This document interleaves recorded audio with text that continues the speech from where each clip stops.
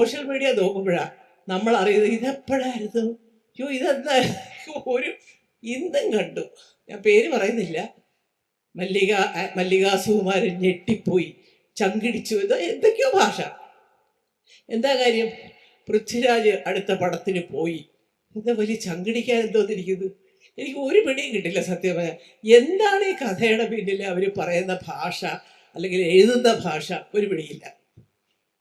എൻ്റെ മകൻ അടുത്തത് ഏത് പടത്തിൽ പോകുന്നു എന്ന് ചോദിക്കുമ്പോൾ സ്വാഭാവികമായിട്ടും കള്ളം പറയാനുള്ള മടി കൊണ്ട് സത്യം പറയും.